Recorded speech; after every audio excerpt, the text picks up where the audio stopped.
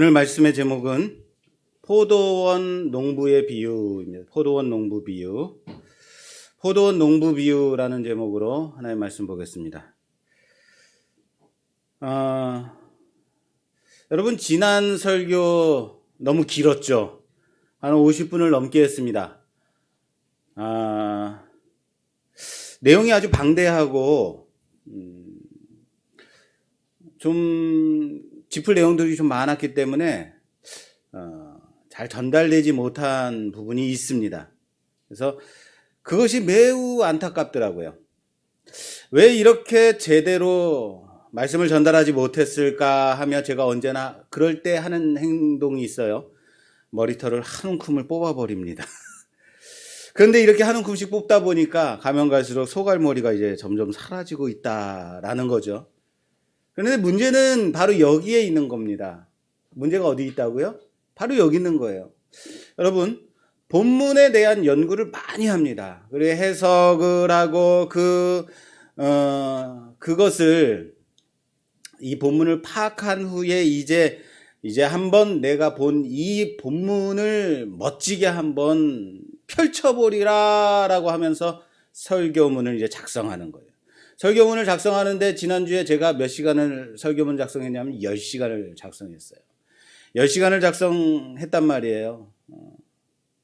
할 말도 많았고 본 것도 많았기 때문에 보여줘야 된다는 것도 많았다는 거예요. 그런데 이 대단한 나의 이 발견을 여러분들에게 전달하고 싶었던 거죠. 그런데 거기에 나의 뭐가 있냐면 의의가 있다는 거예요. 거기에 나의 자랑이 있다는 거예요. 내가 본 것, 내가 열심히 연구해서 찾아낸 것, 그래서 멋지게 작성한 내 이 설교를 그래서 내가 이것을 온전하게 잘 전달해야지라고 생각한 이것이 문제라는 거예요. 아니요. 이런 거죠. 설교를 열심히 연구해서 오랜 시간 잘 작성해서 전달하는 게 그게 뭐가 문제예요? 라고 생각할 수도 있습니다. 그런데 아닙니다. 거기에 나의 의의가 있고 나의 자랑이 있고 나의 공로가 있는 거죠. 성경은 성령의 감동으로 조명하심이 아니면 그 참된 의미를 보여줄 수 없다라는 것을 믿으시기 바랍니다. 다시 말해서 내가 보고자 해서 보는 게 아니라 성령 하나님께서 조명해 주신다라는 사실을 믿으시길 바랍니다. 그런데 하나님께서 조명해 주신, 그래서 보게 해주신 그 보와 같은 꿀송이보다 더 단 말씀을 내 의의를 드러내기 위해서, 내 자랑을 위해서, 내가 얼마나 열심히 했는지 내 공로를 드러내기 위해서 달려들었다면 그게 문제라는 거예요. 그렇다면 여러분, 오늘은 제가 설교문을 몇 시간을 작성했을까요? 제가 일부러 시간을 딱 쟀습니다. 몇 시간을 작성했을까요? 오늘도 10시간을 작성했습니다. 긴장하셔야 된다는 거예요. 내가 또 지난주처럼 한 55분을 또 이러고 앉아 있어야 되나. 그러나 그 안에 나의 의의가, 나의 자랑이 없이 하나님만 드러나기를 소원합니다. 할렐루야. 여러분, 좀 오래된 영화인데 데블스 어드베킷이라는 영화가 있어요.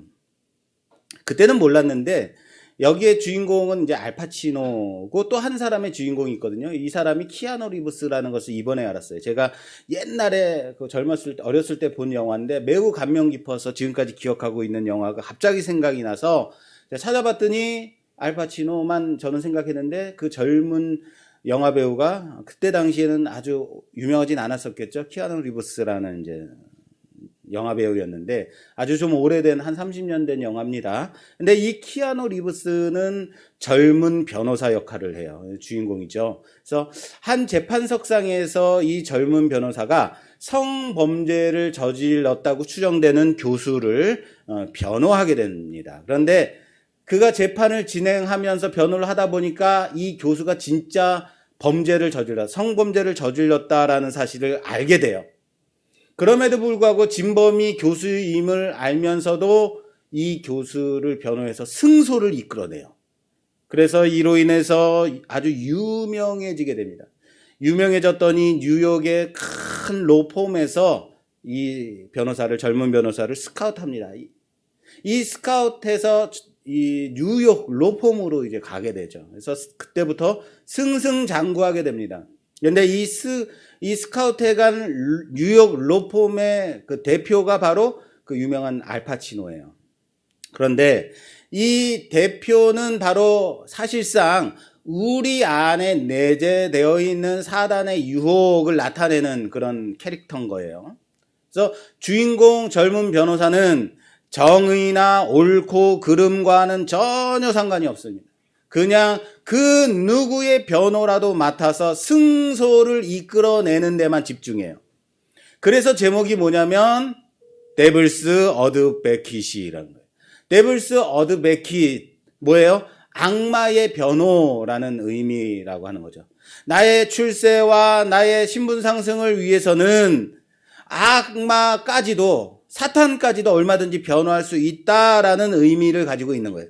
그래서 끝내 주인공은 자신의 가정이 파탄이 나고 사랑하는 아내조차도 잃어버리게 되죠. 그제야 이제 정신 차리고 젊은 변호사가 로펌 대표를 찾아가서 그 로펌 대표의 유혹을 떨쳐내고 유혹을 이긴다, 물리치게 되는 거예요. 그래서 물리치면서 그러다 이 젊은 변호사가 깜짝 놀라면서 깨어나게 돼요.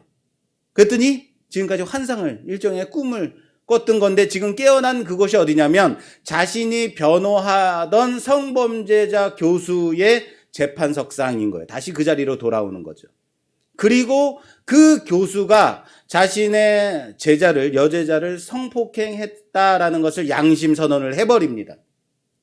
양심선언을 해버리고 영화는 끝나는 듯 합니다. 그러나 마지막 장면이 압권인 거예요.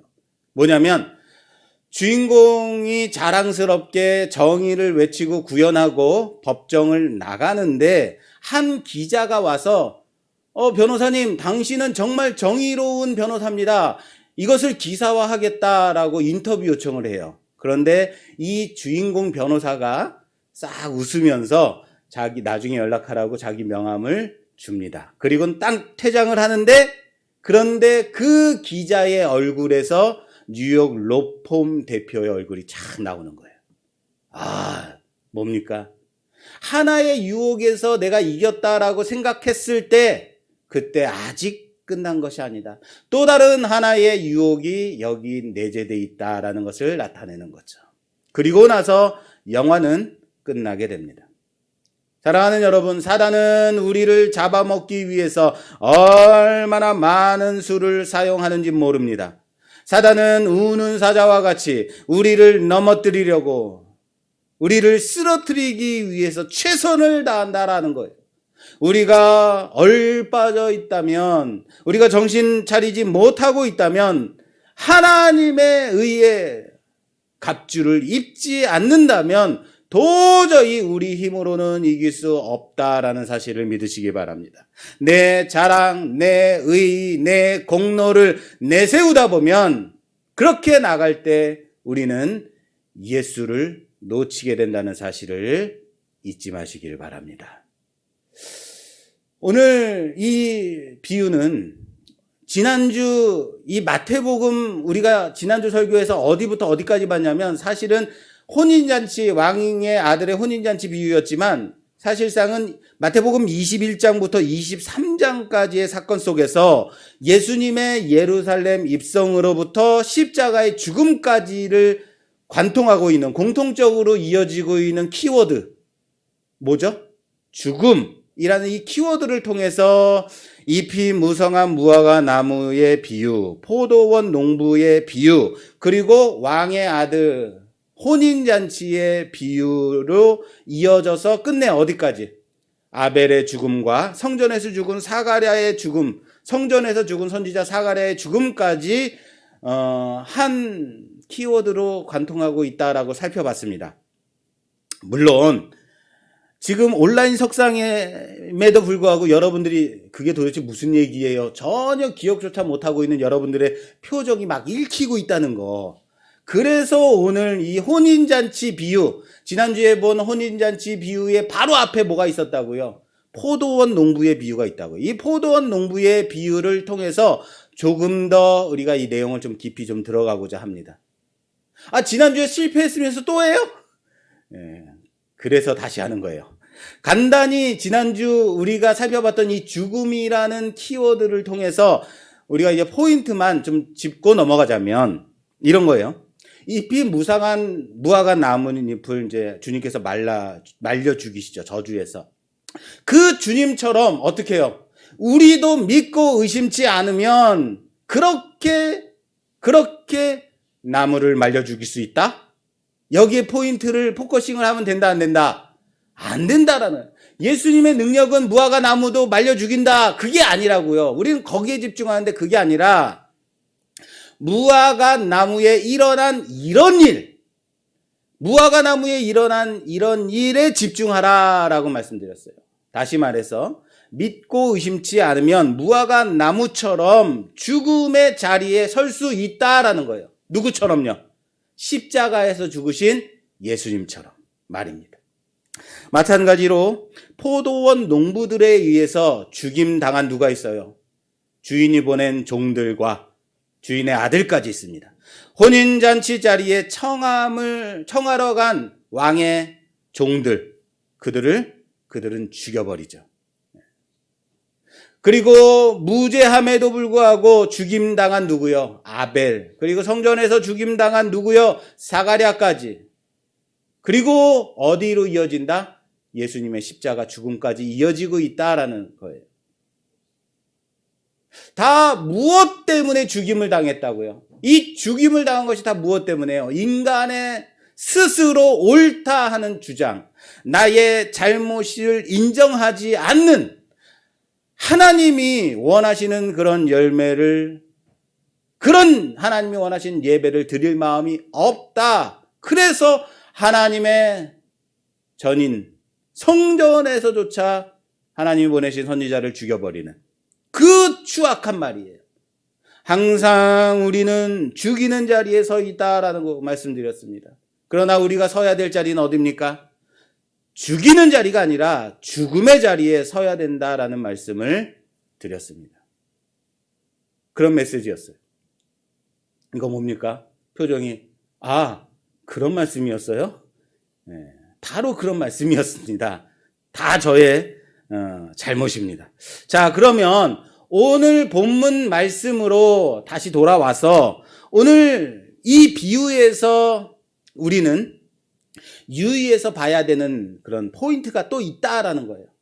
이 포도원 농부들의 이 비유는 마태복음, 마가복음, 누가복음 모든 공관복음에서 다 등장하고 있는 비유다라는 거예요. 그리고 이 포도원 비유의 결론이 뭐예요, 여러분들은? 이 포도원 비유를 통해서 어떤 교훈을 얻습니까? 포도원 비유.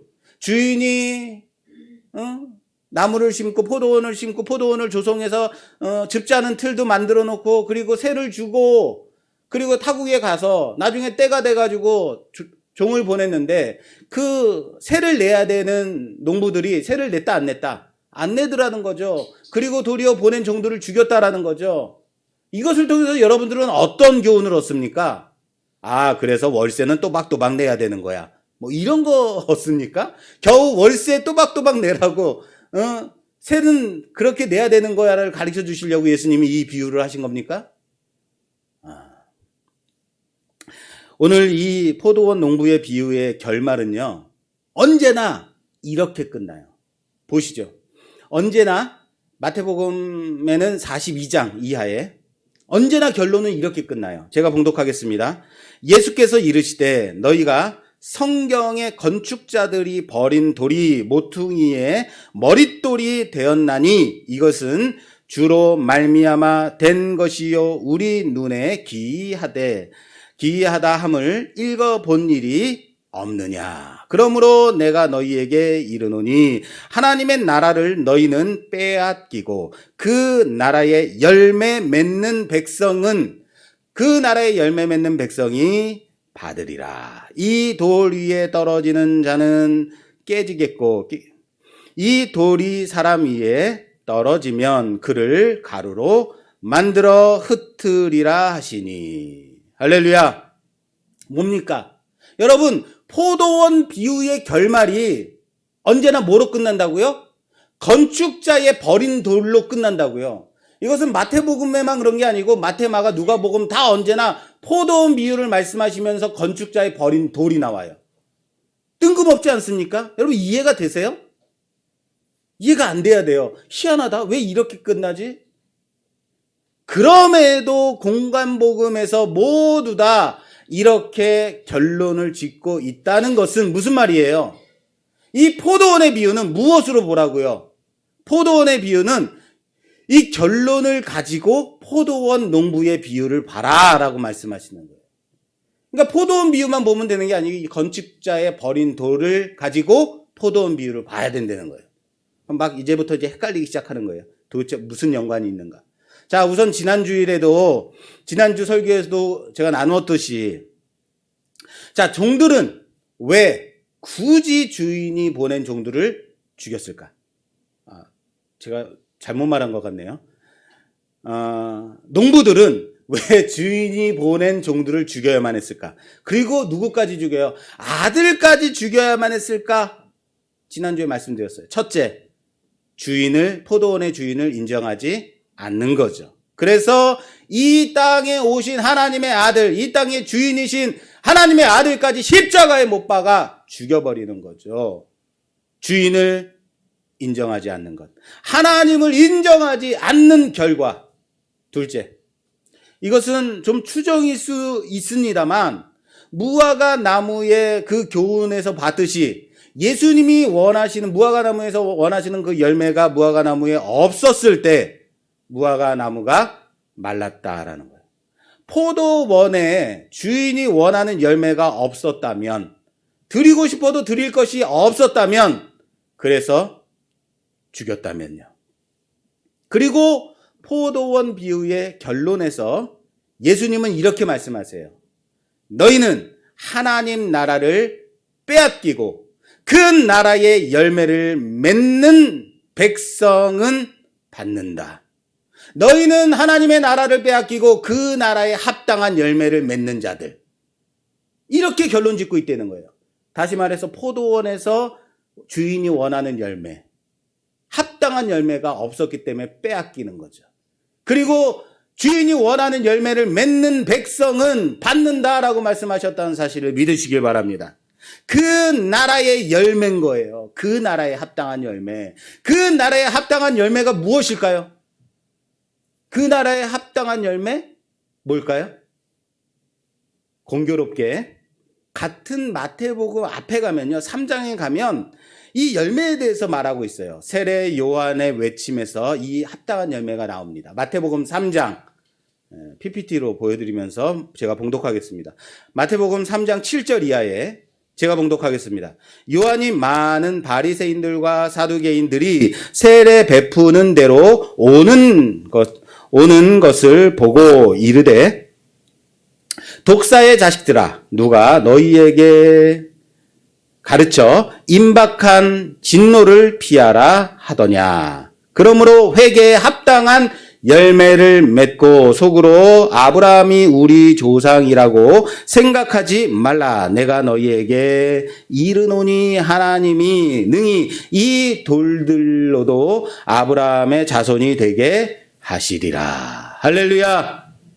회개에 합당한 열매인 거예요. 열매가 무슨 열매예요? 회개에 합당한 열매가 나와요. 하나님이 원하시는 열매는 무슨 열매입니까? 회개에 합당한 열매라는 사실을 믿으시길 바랍니다. 세례 요한이 세례를 주는데 바리새인들과 사두개인들이 나옵니다. 뭐하러 나왔겠어요? 따지러 나왔겠습니까? 왜 이렇게 시끄럽게 구느냐고 따지러 나왔겠습니까? 아니요. 세례 받으러 나왔을 거예요. 그런데 다짜고짜 요한이 저주를 퍼붓는다는 거예요. 바리새인들이 사두개인이 뭘 잘못했다고요? 정말 뭘 잘못했는지 나왔다면, 근데 그런 말이 없어요. 바리새인들이 뭘 잘못했는지 모르는데 그냥 저주를 퍼붓는 거예요. 바리새인들이 나쁜 사람이라고요? 아니요. 여러분, 바리새인들 무시하지 말라고 제가 누누이 말씀드립니다. 그들은 율법에 열심히 있는 자들이에요. 선행과 타인의 모범이 되는 자들이에요. 열심히 아주 특심한 자다. 하나님을 사랑하는 그 열심이 특심한 자들인 거예요. 바리새인들이요. 그런데 다짜고짜 세례요한이 저주를 퍼부어 이런 독사의 자식들아, 기분 좋겠습니까? 그런데 독사의 자식들이라는 거예요. 왜요? 그들이 지금 맺고 있는 열매는, 바리새인들이 맺고 있는 열매는, 사두개인들이 맺고 있는 열매는, 종교에 열심히 있다고 하는 자들이 맺고 있는 열매는 자신들의 자랑이요, 자신들의 열심이요, 자신들의 공로로 얻어진 자신들의 열매였기 때문에, 자신들의 영광이요, 자신들의 의였기 때문이네. 독사의 자식들인 거예요. 주인이 원하는 열매, 하나님이 요구하시는 그 회개에 합당한 열매가 아니었다라는 거예요. 그리고 또 마태복음 방금 제가 3장에 읽었듯이 공교롭게 여기에 또 뭐가 나오냐면, 뭐가 나와요? 돌이 나와요. 건축자의 버린 돌, 여기 돌이 또 아브라함에 대해서 나와요. 하나님이 이 돌들을 명하여 아브라함의 자손들이 되게 하신다라고 나와요. 돌들을 명하여. 오늘 말씀처럼 건축자의 버린 돌, 하나님이 능히 이 돌들로도 아브라함의 자손이 되게 하신다. 희한하죠? 그래서 오늘 포도원 농부의 비유를 단지 포도원의 결실을 주인에게 꼬박꼬박 바쳐야 된다, 월세는 따박따박 내야 된다로 가지 말아야 되는 이유가 거기 있는 거예요. 농부들에게 집중하지 말라는 거예요. 이 나쁜 농부들, 너희들은 착한 농부가 돼야 된다, 선행을 베풀어야 된다, 거기에 포커스가 있지 않다는 거예요. 그러니까 여러분, 이제부터 집중해서 잘 들으십시오. 농부들에 집중하지 마십시오. 포도원과 건축자의 버린 돌, 여기에 연결고리가 있다라는 거예요. 자, 주인은 농부들에게 결실한 열매를 달라고 종들을 보냅니다. 그랬더니 어떻게 합니까? 농부들이 이 종들을 때리고 죽이고 돌로 칩니다. 그랬더니 주인이 더 많은 종들을 보냅니다. 그럼에도 불구하고 농부들은 똑같이 때리고 죽이고 돌로 칩니다.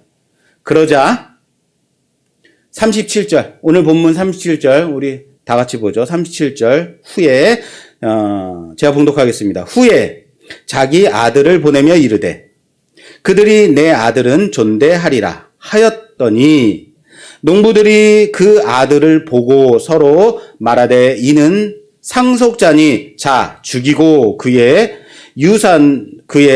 유산을 차지하자 하고 이에 잡아 포도원 밖에 내쫓아 죽였느니라. 내던져 죽였느니라.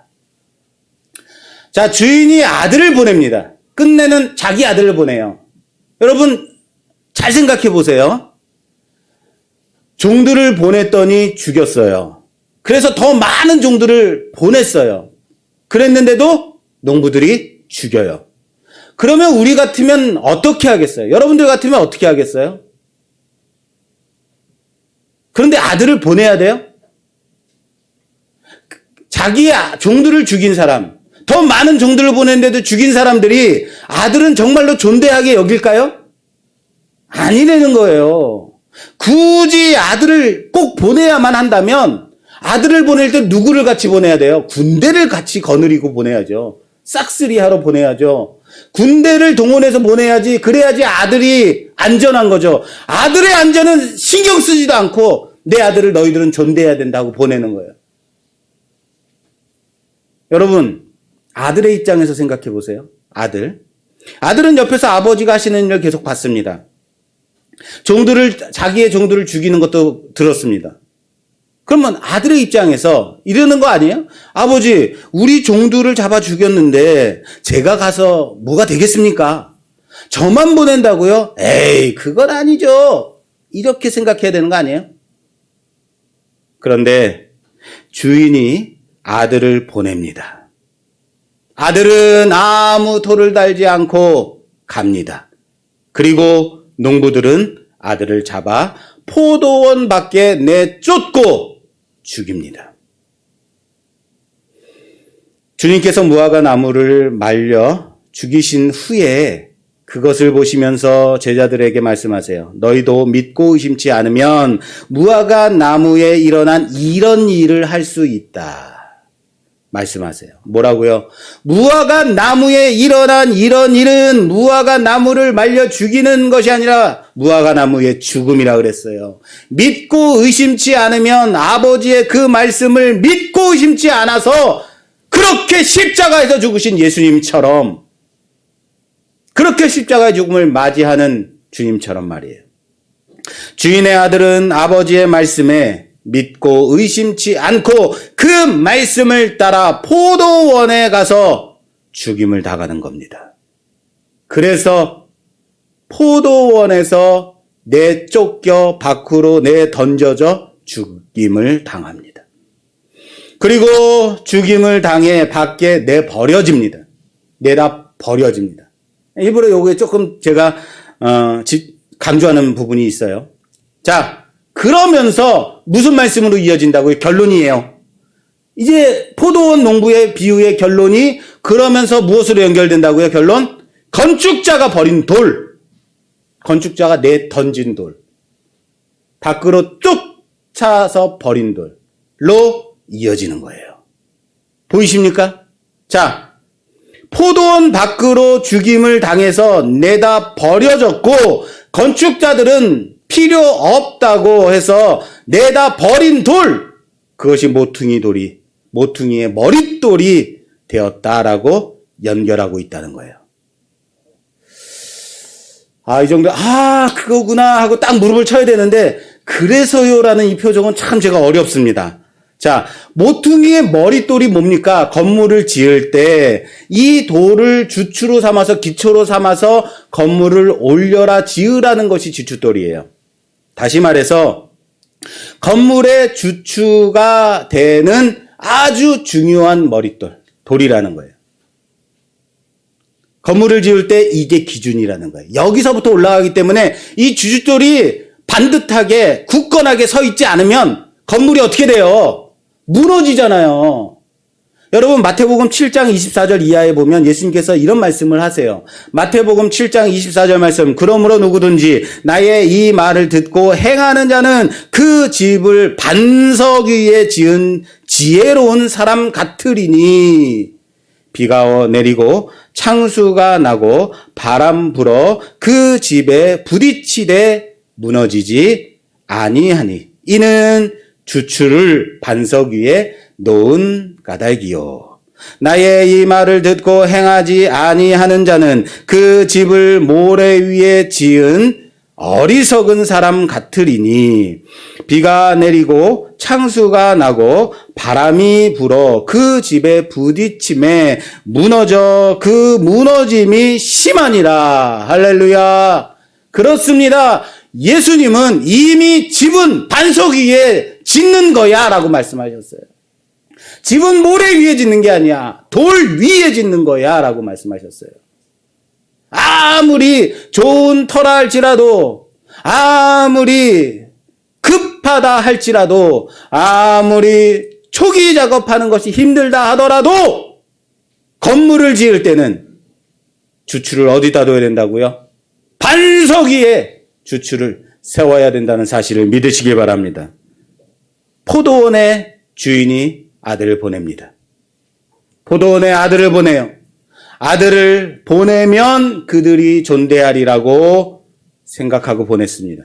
그러나 농부들은 여지없이 아들마저도 죽입니다. 그리고 내다 버립니다. 그러나 주인은 그 버린 돌을 머릿돌 주추로 삼아 그 기업을, 그 집을 이어간다는 거예요. 농부들은 어떻게 했다고요? 주인을 인정하지 않았습니다. 아들을 죽이면 유산이 자신들의 것이 될 것이라고 생각했던 이유는 뭐예요? 주인이 없다라고 생각한 거예요. 주인은 이미 죽었다라고 생각한 거예요. 그러니까 이 아들마저 죽이면 이 유산이 우리 것이 된다라고. 그래서 아들까지 죽였다라는 거예요. 이해되세요? 아들을 죽이면 그 유산은 아버지 것이 되는 것이 아니고 이미 주인은 죽었으니까 없으니까 우리 것이 돼야 돼라고 생각했다는 거예요. 그래서 아들까지 죽인 거죠. 그러나 사랑하는 여러분, 주인은 아들을 잃었지만 그 아들을 주추 삼아 그 아들 위에 주인의 기업을 이어가는 거예요. 농부들은 모퉁이의 머릿돌을 내다 버렸습니다.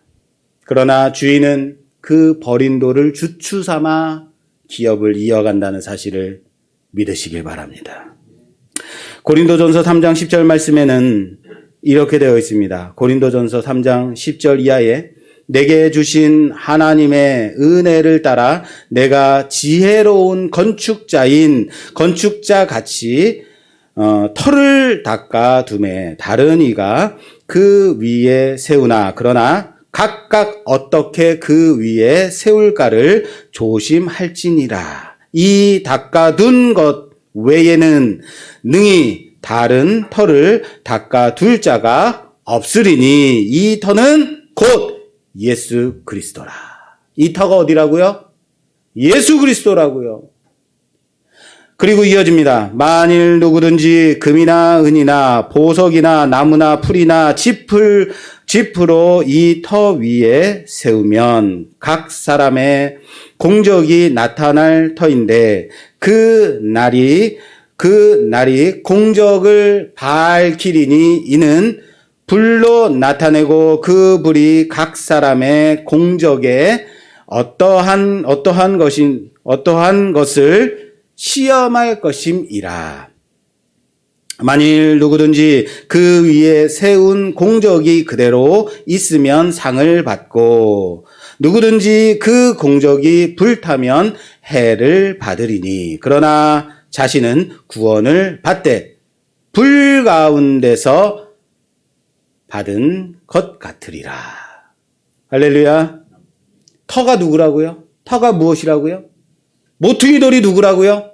터는 오직 반석 대신 예수 그리스도라는 사실을 믿으시길 바랍니다. 그 반석의 모퉁이 돌 대신 머릿돌 대신 예수로 주추를 삼아 건물을 올리는 거다라는 거예요.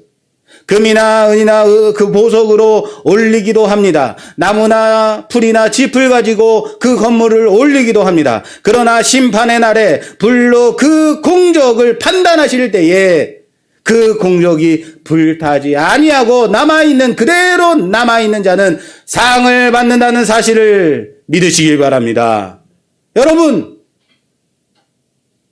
불같은 시험 가운데서도 불타지 말아야 되는, 그대로 남아야 되는 우리의 공력이 있다는 사실을 믿으시기 바랍니다. 지난 주간에 온라인에서 목사들의 모임이 좀 있었어요. 그래서 함께 좀 얘기를 나누는데 코로나19로 인해서 다들 힘들어 하더라고요. 목사들이.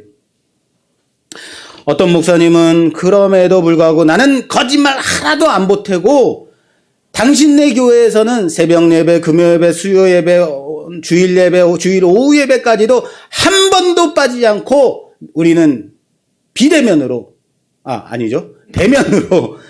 번도 빠지지 않고 나는 예배 드려요. 거짓말 하나도 보태지 않고 대면 예배를 강행한다라고 자랑스레 말하더라고요. 누구는 대면 예배를 고수하다가 행정지도를 받아서 바깥에 빨간 글씨로 딱지가 붙었어요라고. 그래서 이제는 지하교회 체제로 가서 숨어서 예배를 드릴 거예요라고 말씀하시더라고요.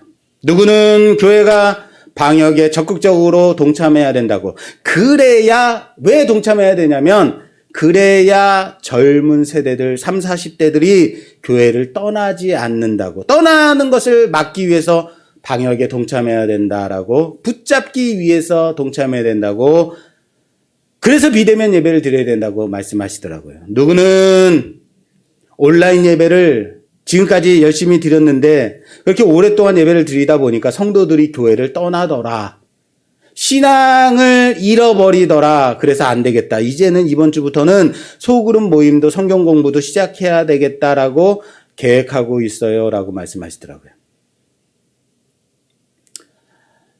누구는 이 정부가, 이 정권이 기독교를 말살시키기 위해서 코로나를 핑계 삼아서 박해하고 있다라고 말하더라고요. 그런데 그래서 떠날 성도라면요. 그렇게 비대면으로 예배를 드렸더니 잃어버릴 신앙이라면요. 그거 잃어버릴 믿음이라면, 그래서 말살되어져 버릴 기독교라면요. 그게 기독교인가요? 그게 교회인가요? 그게 믿음인가요? 그게 참 성도인가요? 그날의 불로 심판을 받게 될 때, 그 불 가운데서 남아있는 공적, 그게 참 믿음이라는 사실을 믿으시길 바랍니다.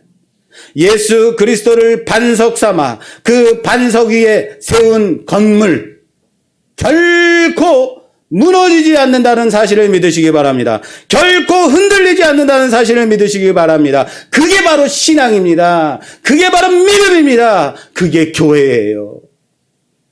여러분, 고린도 제가 3장 지금 15절까지 말씀드렸어요. 고린도전서 3장 15절 다시 좀 보여드릴게요. 고린도전서 3장 15절 말씀 어떻게 마무리되냐면, 누구든지 그 공적이 불타면 해를 받으리니 그러나 자신은 구원을 받되 불 가운데서 받은 것 같으리라 라고, 이 말씀이 16절로 15절 다음에 16절로 바로 이어지는 말씀이 뭔지 아십니까? 보이십니까? 16절. 너희는 너희가 하나님의 성전인 것과 하나님의 성령이 너희와 너희 안에 계시는 것을 알지 못하느냐? 우리가 바로 반석이신, 반석 위에 세워진 하나님의 성전이라는 거예요. 오직 반석은 예수 그리스도라 그랬습니다. 그리고 그 위에 세워지는 건물, 그게 뭐여야 돼요? 성전이라고요. 우리가 하나님의 성전으로 그 반석 위에 모퉁이 돌을 주추 삼고 서로 연합되어 세워져 가는, 불에도 살라지지 않고 남겨져 그 공적을 우리가 성전임을 증명받는 자들이라는 사실을 믿으시기 바랍니다. 우리 안에 성령이 계시는데 어떻게 무너지며 넘어지며 말살될 수 있느냐라는 거예요. 가짜죠. 무너지면, 말살되면 갈아지죠. 사랑하는 여러분, 우리 왕이 이 세상을 창조하신 하나님이라고요. 우리의 주인은 오직 유일하신 전능하신 하나님이시라고요. 우리를 자녀 삼으신 아버지 하나님이신데 어떻게 무너질 수 있어요? 어떻게 말살될 수 있어요? 가라지들만 키우는 거 아닙니까? 오늘 비유로 돌아가서 오늘 말씀을 마무리 짓도록 하겠습니다. 여러분들이 기다리시는 마무리입니다. 오늘 말씀은 이렇게 마무리돼요. 44절 이하부터 46절까지. 좀 봉독 좀 해주실래요? 마이크로? 네, 44절부터 마지막까지. 이 돌 위에 떨어지는 자는 깨지겠고 이 돌이 사람 위에 떨어지면 그를 가루로 만들어 흩으리라 하시니, 대제사장들과 바리새인들이 예수의 비유를 듣고 자기들을 가리켜 말씀하신 줄을 알고 잡고자 하나 무리를 무서워하니 이는 그들이 예수를 선지자로 알미었더라. 아멘. 친구 중에 귀가 좀 어두운 친구가 있어요. 다른 말은 잘 못 알아들어요. 그런데 희한하게 자기 욕하는 거는 기가 막히게 알아듣더라고요. 예수님의 비유를 사람들은 잘 알아듣지 못했어요. 왠지 아십니까? 이는 천국의 비밀을 택한 자들 외에는 가려놨기 때문인 거예요. 그런데 이 비유의 대상인 이 비유를 누구 들으라고 했냐면 바리새인, 서기관들, 대제사장들 들으라고 말씀하신 이 바리새인들과 대제사장들이 기가 막히게 알아듣는 거죠. 그래서 예수를 잡아서 죽이려고 그래요. 왜요? 이 돌 위에 떨어지면 깨어지고 돌이 그 위에 떨어지면 가루가 되리라 라고 말씀하셨기 때문인 거죠. 자신들이 버린 돌, 자기들이 필요 없다고 버린 그 돌, 주인을 인정하지 않고 죽여서 내다 버린 그 돌로 인해서 자신들이 깨지고 가루가 된다고 말씀하셨기 때문인 거죠. 이 돌은 오직 산돌이신 예수 그리스도를 의미한다라고 말씀드렸습니다. 믿고 의심치 않은 아들인 예수 그리스도께서 이 돌입니다. 이 돌은 내다 버려지는 돌이 아니에요. 이 돌은 버리는 돌, 던지는 돌이 아니에요. 이 돌은 반석입니다. 누가 반석을 던질 수 있겠어요? 반석을 던지니까 그 반석에 맞는 자는 깨지고 반석이 사람 위에 떨어지면 가루가 되는 거죠. 던지고 버리는 돌이 아닙니다. 반석 위에 주추를 삼고 기둥을 올려서 거룩한 성전으로 세워가는 기초석인 머릿돌이라는 사실을 믿으시기 바랍니다. 누구든지 이 기초석인 예수 그리스도의 말씀을 듣고 행하면 무너지거나 흩어지거나 하지 않는다는 사실을 믿으시길 바랍니다. 하나님의 영이 우리 안에 계셔서 우리 한 사람 한 사람 안에 하나님의 성전이 되어간다라는 사실을 믿으시기 바랍니다. 여러분, 당시 대제사장들과 바리새인들, 서기관들 등 종교계의 기득권자들은 자신들의 의로, 자신들의 열심으로, 자신들의 자랑으로 이것이 전부인 양 하나님의 영광을 가리우며 주인을, 왕을 무시하며 아들을 함부로 죽여서 내다 버렸습니다. 아들은 이 길이 뻔히 죽음의 길인 줄 알면서도 주인을 무시하고 왕을 인정하지 않는 농부들을 자신의 종들을 죽인 것처럼 자신도 죽일 것을 충분히 알 수 있었음에도 불구하고 아버지를 믿고 의심치 않아 그 죽음의 길로, 내다버림의 길로 갔다는 거예요. 그리고 끝내 건축자의 버린 돌이 되어서 모퉁이의 머릿돌이 되어 온전한 성전의 기초석이 되셨음을 믿으시기 바랍니다. 사랑하는 여러분, 교회가 뭡니까? 세력을 키우는 곳이 교회입니까? 내 것을 주장하고 인간의 영광을 나타내는 곳이, 인간의 영광을 위해서 빛과 번쩍한 건물을 세우는 것이 교회입니까? 그것을 자랑하는 곳이 교회입니까? 그렇다면 이미 포도원의 농부들처럼 주인을 인정하지 않고, 아니 이미 죽은 자로 여기고 죽은 하나님으로 하나님을 죽었다고 생각하고 자신들의 원하는 대로 자신의 열매를 맺고 자신들을 위해서 살아가는 그런 존재들이 되어버리는 겁니다. 이 길이 죽음의 길임을 알면서도,